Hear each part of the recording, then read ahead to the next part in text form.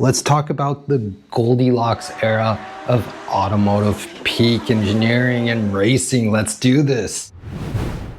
This was a period in automotive history where the fundamental rules of what could be done was pushed to its limits.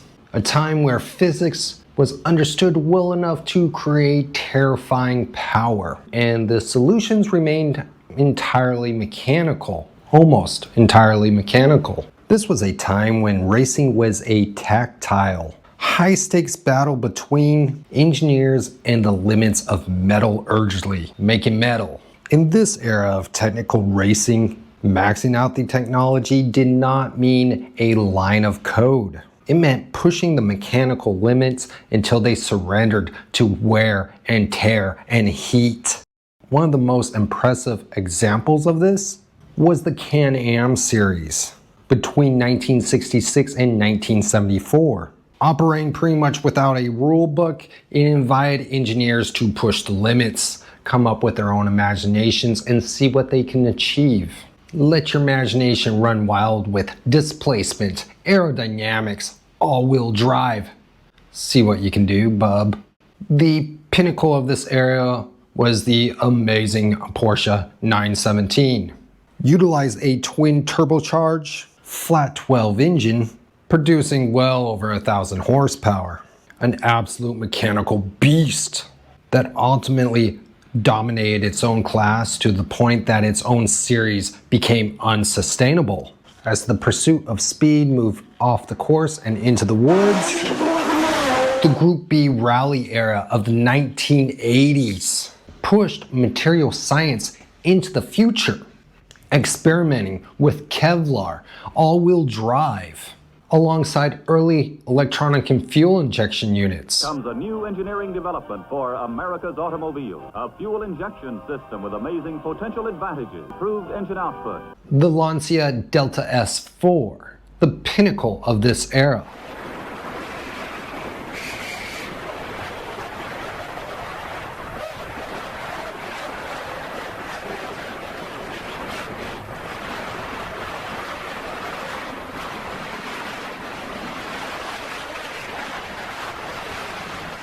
All sorts of wizardry going on here. Lancia's engineers were absolute wizards, finding ways to bypass engine lag, creating a complex, high-strung system that demanded immense skill to maintain and drive the little beastie. Simultaneously, Formula One was going under its own maturity process, discovering what it was all about to be turboed, characterized by a relentless squeeze for more horsepower from those little diminutive engines. And this was all before the FIA came down with their heavy restrictions. Take all the fun away. Manufacturers before that time were extracting crazy amounts of horsepower, mind you, from production-based blocks. And we gotta give a mention to the BMW M12's engine. And this is a legendary benchmark of this era's horsepower excess. Engineers were boosting these little power plants until they reportedly were producing 1,400 horsepower. That's a lot of ponies.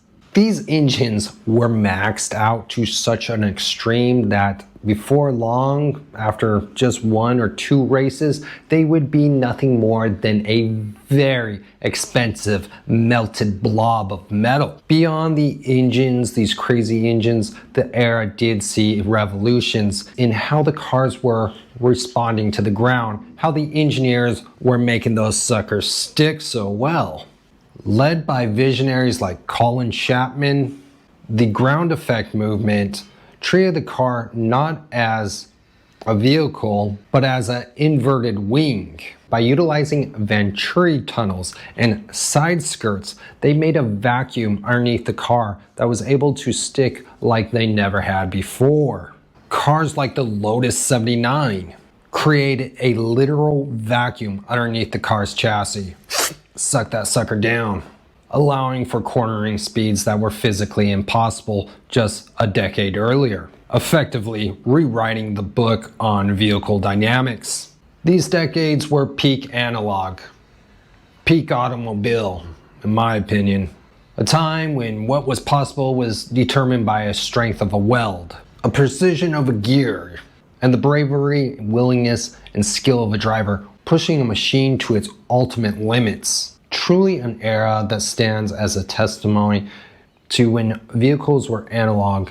Well, that's it for right now. Give some thoughts down in the word box onto some vehicle you'd like me to cover, and I'll get to that. Please give a thumbs up and subscribe. We'll really like to have you here. It will mean so much to us here at the Lou Damon channel. But like I always say, I'll see you on the flip side. Atel Prosma. Ciao, ciao.